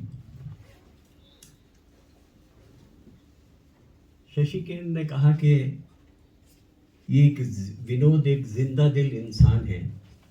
वो वाकई है, क्योंकि इनके साथ मेरा बहुत साथ रहा है, इसलिए मैं जानता हूँ ये बहुत ही जिंदा दिल आदमी है। और कुछ घंटों में जो आपके साथ यहाँ इन्होंने विचार विमर्श किया होगा, उससे भी आपको पता लगा होगा कितने जिंदा दिल हैं। शशि जी ने मेरी पुस्तक बाबूडम बॉश जब निकली थी उसकी समीक्षा की थी, और उस समीक्षा का आशीर्वाद आज तक मुझे प्राप्त है। बहुत ही अच्छा इन्होंने लिखा था। सुमित राज ने कहा कि जुनून काम को आसान बना देता है। तो ये जुनून है जो इनके काम को आसान बना दिया। बूंद बूंद गज़ल जैसी एक बहुत अच्छी पुस्तक इन्होंने निकाली। और विनोद प्रेरित करते हैं हर इंसान को, हर कवि को, हर गज़लगो को कि वो बेहतर लिखे और बेहतर लिखे। आत्मारंजन जी ने कुछ बातें कही, लेकिन एक बात मुझे बहुत जची। वो उन्होंने कहा कि लिखने के बाद विनोद प्रकाश एक उदात्त व्यक्ति हो गए। बहुत इम्प्रूवमेंट इन्होंने इनमें देखी है, जब से 3 साल पहले जब ये मिले थे और आज जब मिल रहे हैं, तो इनमें एक बहुत इम्प्रूवमेंट देखी। बहुत अच्छी बात इन्होंने कही है। सुदर्शन वशिष्ठ ने भी कुछ अपने पुराने जो भी याददाश्त जो कुछ था, लेकिन इन्होंने ये नहीं बताया कि वो 2 कौन थे। बस इतना कह के छोड़ गए कि वो 2 थे। तो विनोद को भी याद नहीं है वो 2 कौन थे। तुझे एक भी नहीं याद है। वो तुम 3 अच्छा, फिर भी खा लिया। खैर, मैं इन्हें विनोद ही कहता हूँ, शलभ नहीं कहता हूँ। मैं इन्हें विनोद ही कहता हूँ। हम बैचमेट हैं और एक साथ ही महेंद्र लाल जी का 7-8 महीने तक दुर्व्यवहार या सदव्यवहार सहा है। महेंद्र लाल जी उन दिनों हिपा के ओएसडी हुआ करते थे। हम HAS के पहले बैच के सफल प्रशिक्षार्थी थे। विनोद और मैं एक बार फिर मिले जब हम साथ साथ मसूरी गए IAS इंडक्शन ट्रेनिंग के लिए। अपने ऊपर या अपनी त्वचा के रंग को लेकर मजाक उड़ा लेना सहल नहीं होता। कहते हैं कि जो अपने ऊपर मजाक कर ले वो व्यक्ति आत्मविश्वास से भरा तथा मेल जोल वाला होता है। विनोद क्योंकि अपने ऊपर मजाक कर लेते हैं, इसलिए मैंने इनमें दोनों गुण पाए। शुक्रिया सर। मैं आरंभ से ही इनके कवित्व गुण का प्रशंसक रहा। मैं समझता था कि विनोद में प्रतिभा है और एक दिन ये जरूर रंग लाएगी। और वो दिन आया जब 2006 में इनकी पहली हिंदी की कविताओं की पुस्तक छप कर आई, चारों दिशाएं। इसका विमोचन किया था स्वर्गीय केदारनाथ सिंह ने। मैं उन दिनों दैनिक जागरण के संपादकीय पृष्ठ के लिए आलेख लिखा करता था। मैंने तब लिखा था, प्रशासन में पकड़ के साथ इनके हृदय में एक कवि बैठा है और इनके भीतर से बाहर आया 72 कविताओं के साथ। तब केदारनाथ सिंह ने कवि की कविता प्यास पढ़कर उनकी प्रशंसा करते हुए कहा था कि इस नवोदित कवि में संभावनाएं हैं। यहाँ उपस्थित कविता प्रेमी उस कविता के रस से वंचित न रह जाएं, इसलिए उसे मैं यहाँ पढ़ रहा हूँ। यहाँ मैं ये बता दूं कि विनोद ने ये कविता अपने अंतरंग प्रवेश के 27 वर्ष की मृत्यु पर उनके शरीर को भस्म होते देख शमशान में लिखी थी। चांद कल बहुत नीचे उतर आया था। चांद कल बहुत नीचे उतर आया था। आमने सामने तुम्हारी चिता की समस्त लपटें एक मैं हो जहां तक पहुंच सकती थी, वहां से बस एक हाथ भर रह गया था। इस मार्मिक कविता की तारीफ जब केदारनाथ सिंह जैसा व्यक्तित्व करता है तो खुशी होती है कि मेरा मित्र कितनी अच्छी कविता करने लगा है। 13 साल की चुप्पी के बाद आई नई शहर का नया शम्स रोक लें उनकी गजलों की पुस्तक। विजय कुमार स्वर्णकार जो उनके गुरु भी हैं कहते हैं उनकी भाषा में कोई पूर्वाग्रह नहीं है, आशय भी नहीं। मनुष्य और समाज के में संघर्ष, भीड़ और एकांत के स्वर, निराश और उल्लास, रंग और व्यंग, सीमाएं और संभावनाएं, वे सब उनके काव्य का हिस्सा है। इसका उदाहरण मैं उनकी गजल के चंद शेर बोलकर सुना रहा हूं। कितना बड़ा व्यंग है। आजकल के सत्ता मुंह पर वो लिखते हैं, सियासी कुर्सियों पर हर तरफ ईमान बैठा है। यही शीर्षक भी है इस गजल का। सियासी कुर्सियों पर हर तरफ ईमान बैठा है, अरे जो वोट देता है वही नादान बैठा है। सियासत पाक दामन है, यही ऐलान है उनका। सियासत पाक दामन है, यही ऐलान है उनका कि उनकी नीतियों से हर तरफ देहकान बैठा है। देहकान का मतलब किसान या निर्धन व्यक्ति। विनोद कहते हैं मैं शक्ल के लिए गजल नहीं कहता, गजल कहने का जुनून मुझे खुदा ने बख्शा है। गजल मेरे लिए साधना है, मेरा ईमान है, मेरी पूजा है। हिंदी गजल और उर्दू गजल एक ही सिक्के के दो पहलू हैं, जिन्हें हिंदी उर्दू की लिपि के मुताबिक नहीं बांटा जा सकता। मेरा दावा है कि आने वाली सदियां गजल की सदियां होंगी। गजल कहने और पढ़ने वाले भी बेशुमार होंगे। हिंदी की कविता करने वाले इसमें अपनी प्रतिक्रिया दे सकते हैं कि विनोद के इस कथन से उनका कितना इत्तेफाक है।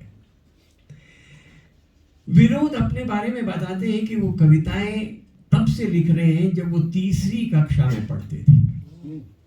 उन्होंने अपने स्कूल के मंच पर अपनी लिखी कविता पढ़ी थी, वीर जवाहर है तरकश का तीर जवाहर।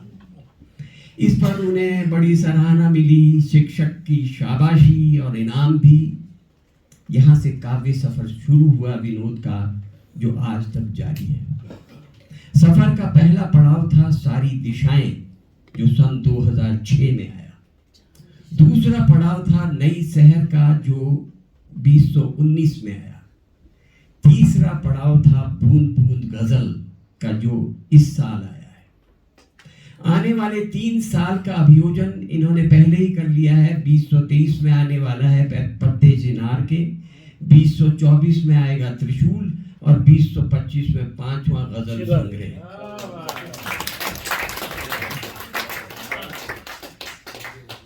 विनोद कहते हैं कि ये सभी संग्रह लगभग तैयार है। कोरोना काल जहां दुर्दिन थे, वहीं कुछ दे भी गए। विनोद के शब्दों में बरबस ही बज उठे हैं सितार। तो मैं समझता हूं विनोद के अशार पर भी ये पूरे उतरते हैं, और मुझे यकीन है कि ये गजलें पढ़ने वाले के दिलो दिमाग पर इसी तरह की सितार बजाएगी, क्योंकि द्विज कहते हैं ये गजलें यथार्थ बोध के थपेड़ों के साथ मन मस्तिष्क को झिझोड़ती हैं, तो प्रकृति और मानवता के प्रति प्रेम के संगीत से झंकृत भी करती है। विनोद अपनी गजलों के शेरों से हमें आस निराश के चक्करों में डालते दिखते हैं।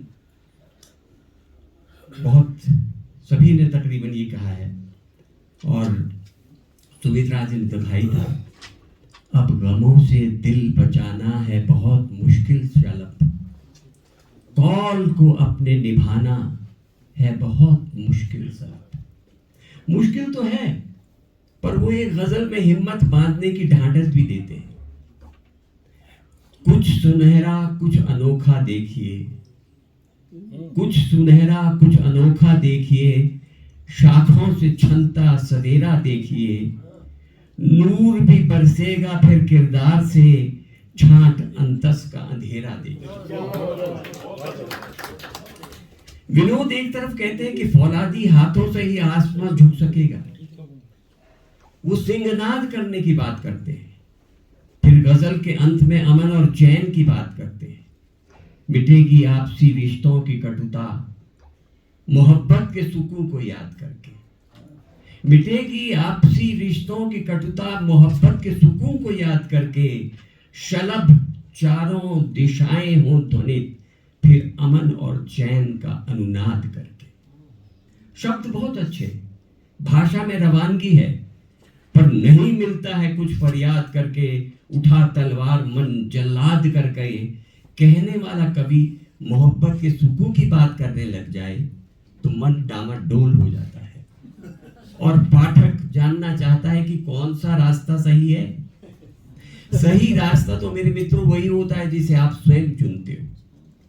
शायर तो केवल इशारा करता है। खैर, एक मक्ते में व्यंग की सीमा को जानिए, इसे तोलिए। शलभ का बचपना देखो तो यारो, शलभ का बचपना देखो तो यारो, हुकूमत का करे वो आकलन है। कितनी ऊंची सोच है, कितना जबरदस्त व्यंग है इसमें। केवल इतना कह रहा हूं कि आकलन का अर्थ अचानक नहीं होता जो पुस्तक में लिखा है। इसका अर्थ अंग्रेजी में एस्टिमेशन होता है, हिंदी में अनुमान या अंदाजा होता है। कल तो लिख दिया उसने। पता था आपको? हाँ।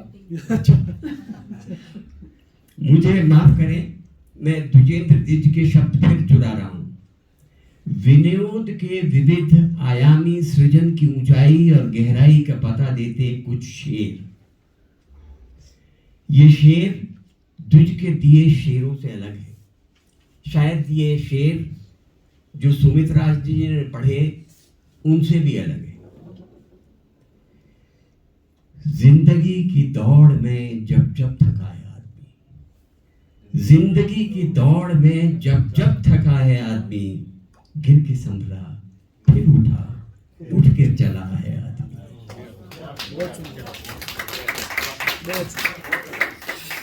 एक पुराना गीत याद आ रहा है, जब न किसी ने राह सुझाई, दिल से एक आवाज यूं आई, हिम्मत बांध संभल पड़ आगे, रोक नहीं है कोई। कोरोना काल की याद करते हुए विनोद कहते हैं, छुट्टी पर भगवान सब दरवेश हैं सोए हुए। छुट्टी पर भगवान सब दरवेश हैं सोए हुए, अब नहीं है जागते प्रभु घंटी और थालों से। बशीर बद्र की याद दिलाता है एक शेर, सुनिए। गुरु समान है। बशीर ने कहा था, हम भी दरिया हैं, हमें अपना हुनर मालूम है, जिस तरफ भी चल पड़ेंगे रास्ता हो जाएगा। विनोद कहते हैं, नाकामियों के डर से क्या चलना ही छोड़ दें, नाकामियों के डर से क्या चलना ही छोड़ दें, जिस राह भी चलेंगे इजला करेंगे हम। एक और शेर सुनिए तथा आनंद लीजिए इसका। डालेगा कोई क्या हमें अपने कफस में, कफस है, डालेगा कोई क्या हमें अपने कफस में, अब मर्जी से अपने आप को अगुवा करेंगे हम। क्या बात है, क्या बात है, क्या बात है। बहुत बढ़िया शेर। बहुत उम्दा शेर। बहुत अभी करने गया।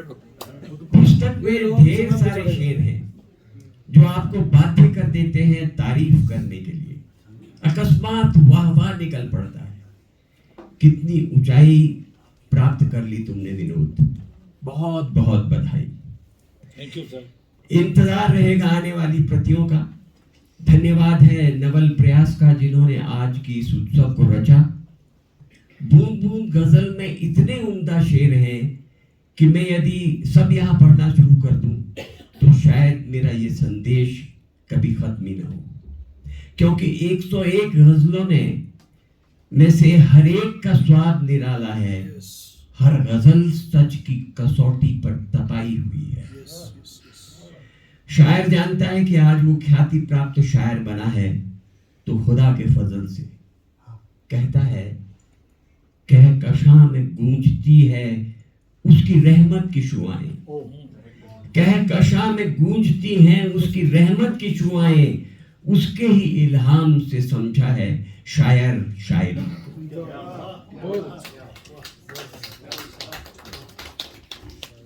विनोद नई शहर की अपनी बात नूर मोहम्मद नूर के इस शेर से पूरा करते हैं। गजल कहनी है बस इस वास्ते कहना नहीं गजलें, गजल कहनी है बस इस वास्ते कहना नहीं गजलें, कोई एक बात कहनी हो जरूरी तो गजल कहें, कोई एक बात कहनी हो जरूरी तो गजल कहें। नूर साहब, मेरे विचार से बात तभी बनती है जब बात असर करे। ये शेर केवल गजल को ही नहीं, किसी भी बात को सही दिशा दिखाता है। एक दरवेश शेख शादी ने तो यहां तक कह डाला था, खामोश रहो या कुछ ऐसी बात करो जो खामोशी से बेहतर। धन्यवाद। बूंद बूंद गजल पर बहुत शानदार तरीके से श्रीनिवास जोशी जी ने अपनी बात रखी और इसी बीच उन्होंने शलभ जी के बचपन पर भी थोड़ी सी रोशनी डाली। इनका साथ रहा काफी और ये भी मालूम हुआ कि तीसरी से ही इन्होंने कविताएं लिखनी शुरू कर दी थी। तो जाहिर है तरमीम करते करते आज ये इस मंजिल तक पहुंचे हैं और जो मंजिलों से नहीं डरते उनका सफर हमेशा मुसलसल ही रहता है। मुझे नवनीत जी का एक शेर यहाँ पे कहना है, मंजिलें जिन्हें रोक लेती है उनका कोई सफर नहीं होता। जाहिर तौर से शलभ जी को मंजिलें नहीं रोक पाई, उसका नतीजा है बूंद बूंद गजल। और रोड जी आप कहेंगे? दो शब्द वैसे चारों के काफी हो जाते हैं। और अब मैं बूंद बूंद गजल के शायर को मंच पर बुला रहा हूं इस शेर के साथ। घुला घुला सा फजा में इत्र सा क्या है, घुला घुला सा फजा में इत्र सा क्या है, कुछ पता तो चले आपने कहा क्या है। गुप्ता जी, मैं आप सब लोगों का बहुत शुक्रगुजार हूँ। आपकी मेहरबानी है कि आप इस नवल प्रयास के कार्यक्रम में आए। मैं एक बात थोड़ी स्पष्ट करनी चाहूँगा कि मैं जब मेरी किताब आती है तो उसके कई सारे लोकार्पण करता हूँ। मेरी मजबूरी नहीं है, दिल की खुशी है, क्योंकि मेरा एक अड्डा, बहुत बड़ा अड्डा कलकत्ता में है। वो बड़ा प्रबुद्ध, मतलब कि वहाँ की साहित्यकार हैं जो मुझे काफ़ी प्यार करते हैं। फिर मुंबई में हैं और मुंबई में यहाँ तो अपने हरनोट जी सड़कों पे सरकार से लड़ाई करते हैं, पर वहाँ म्यूनसिपल कॉरपोरेशन ने हमें एक हॉल ही दे दिया मयंक जी को। उसमें कोई 125 लोगों की कैपेसिटी है। अब उसको एयर कंडीशन भी करा दिया उन्होंने। प्रॉपर्टी उनकी है, पर उनका जितना इंतज़ाम है वो हरदेश में करते हैं, चिंतन दिशा के जो वो हैं। फिर मेरा अड्डा दिल्ली में तो है ही है। अच्छा, अब नोएडा में जब मैं गया तो वो तो बहुत ही बड़ा अड्डा बन गया मेरा, क्योंकि जितने भी साहित्यकार हैं वो दिल्ली में नहीं मकान ले सकते। उन्होंने मकान गाजियाबाद, नोएडा, साहिबाबाद, मोहन नगर इधर उधर ले रखे हैं। तो वो कहते हैं कि अब नहीं जाने देंगे आपके यहीं से, यहीं रहना होगा आपने। तो मैं लोकार्पण इसलिए करता हूँ कि मुझे मेरा इसमें नियत स्वार्थ है कि मैं आप लोगों के बीच आ सकूं, अपने लोगों के बीच आ सकूं। आपके साथ बैठ के एक कप चाय का पी सकूं, आपको राम सलाम कर सकूं, और जैसे वो पेंशन वाला पूछता है ना, आपको ये भी बता सकूं मैं जिंदा हूं।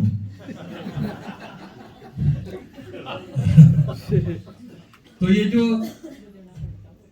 ये रचना हमारी बिटिया है, वो अब तो बहुत बड़ी प्रबुद्ध है और पब्लिक सर्विस कमीशन की मेंबर है। उसने एक दफ़ा ऐसे ही कहते लाओ ये मेरे को दे दो, उसने छाप दी, मैंने अभी आपको बताया, और छाप दी। तो एक इधर बैठे हैं सुमितराज वशिष्ठ, ये तो वशिष्ठ थे, इन्होंने वशिष्ठ हटाया इसलिए क्योंकि वशिष्ठ से इन्होंने मुझे पीटा पहले, फिर हटा दिया उसको। लेकिन मैं आपका शुक्रगुजार हूँ, आपने मुझे बहुत अच्छी सलाह दी, और मैं अपने गुरु का, विजय स्वर्णकार मेरे गुरु हैं, और द्विजेंद्र द्विज जो हैं वो मेरे मेंटर हैं।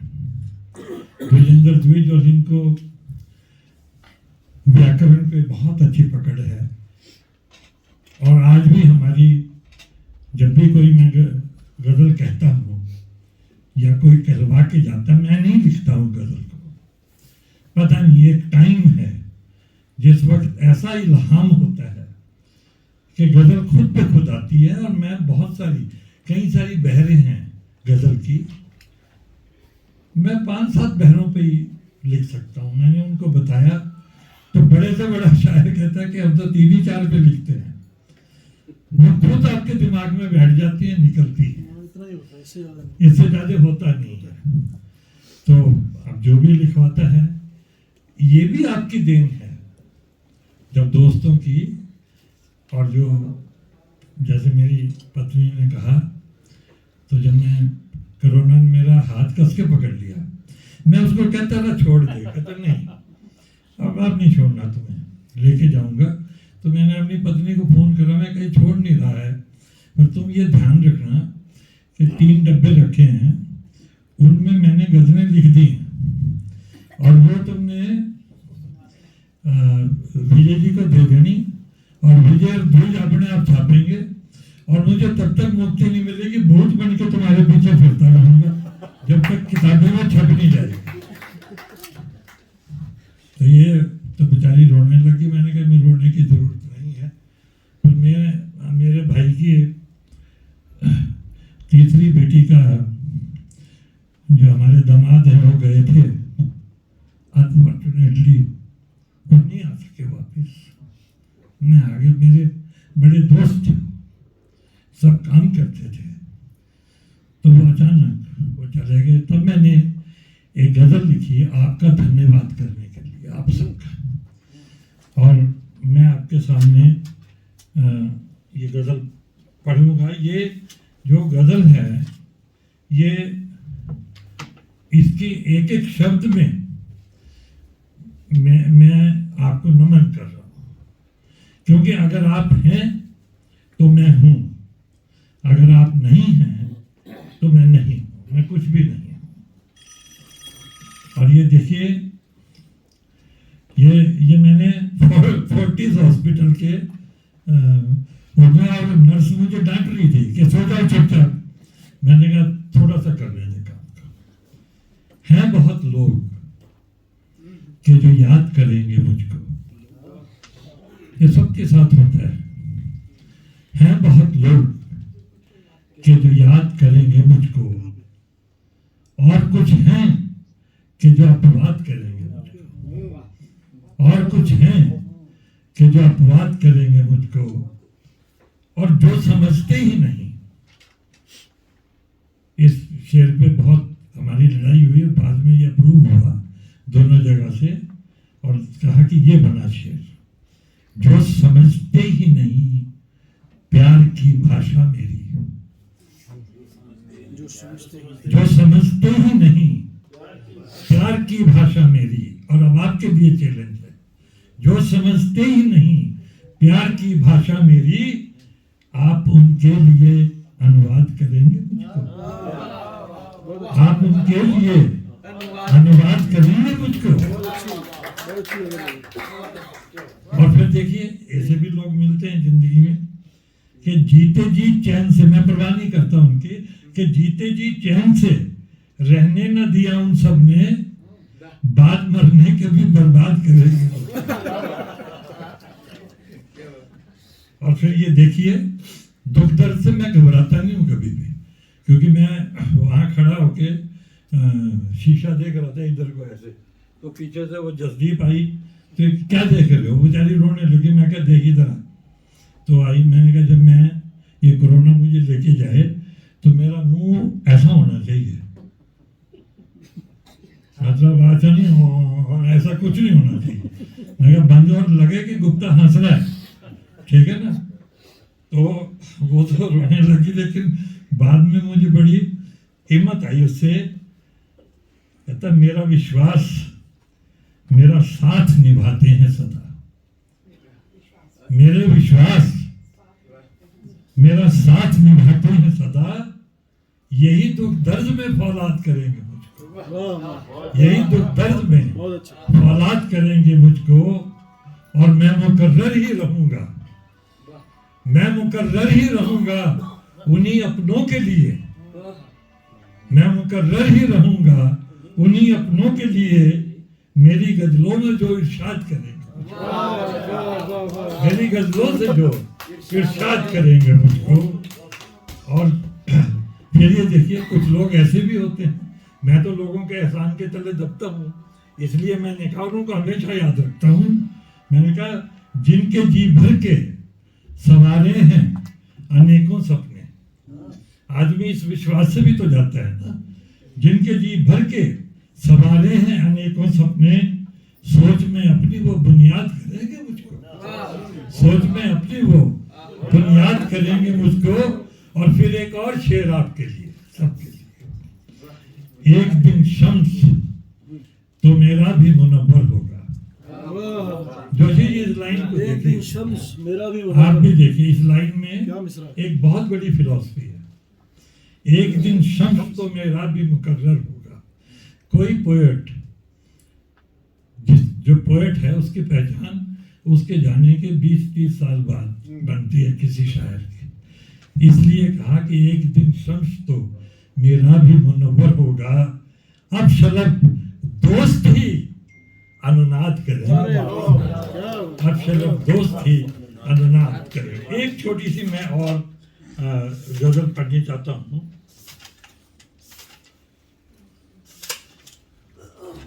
ये मैंने उनकी फरमाइश पे पढ़ी थी, कोलकाता की उर्दू एकेडमी, वहाँ पे एक मुशायरा था, उन्होंने बुलाया, तो मैंने कहा भी मंच का है तो नहीं आऊँगा, कितनी मंच का नहीं है, अजीबों का है।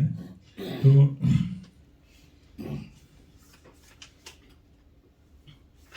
ये, और इसके बाद में आपका बहुत धन्यवाद करता हूँ। भले ही जागरण के वास्ते, भले ही रे साहब, भले ही जागरण के वास्ते एक रहनुमा रखना, भले ही जागरण के वास्ते एक रहनुमा रखना, पर अपने हौसलों में अनवरत एक जलजला रखना। वाह वाह वाह, ये मेरी बड़ी ये इंस्पिरेशन। हाँ, भले ही जागरण के वास्ते एक रहनुमा रखना, पर अपने हौसलों में अनवरत एक जलजला रखना। और देखिए, ये मेरी बात मानिए, आप लोग भी, इस पे बहस नहीं करूंगा। अगर नाराज है तू तब भी मुझसे वास्ता रखना, अगर नाराज है तो तब भी मुझसे वास्ता रखना, और किसी गहरी अदावत में भी मिलने का सिला रखना।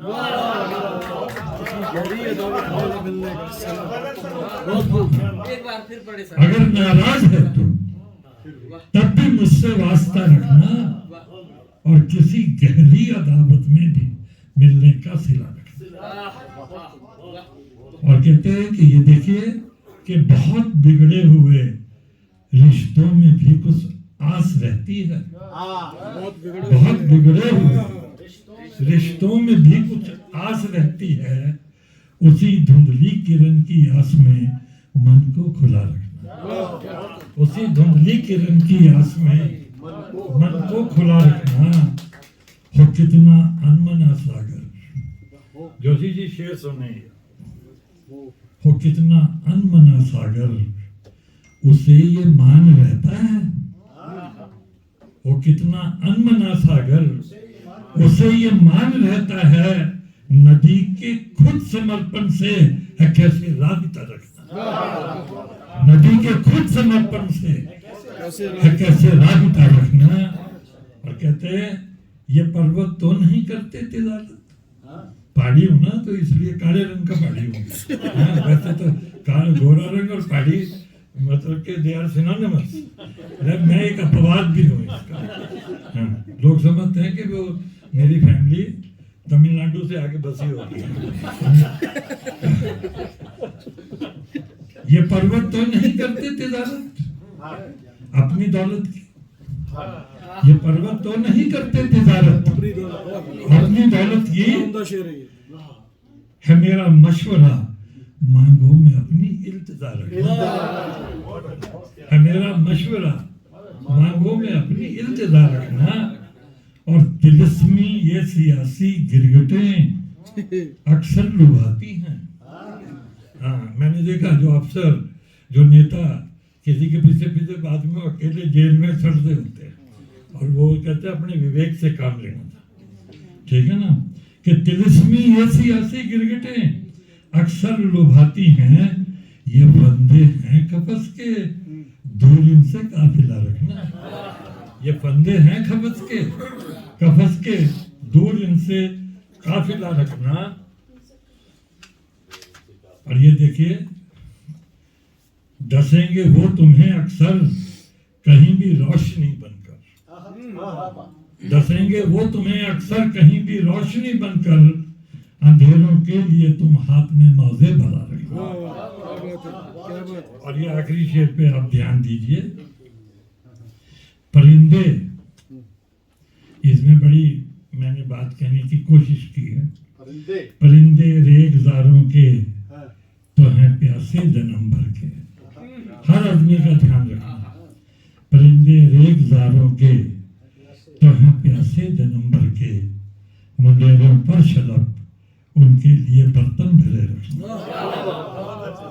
मैं आपका बहुत शुक्रगुजार हूँ कि आप आए और इतना बड़ा लोकार्पण और इतना सशक्त और उत्कृष्ट लोकार्पण के लिए मैं आप लोगों के प्रति कृतज्ञ हूँ। बहुत बहुत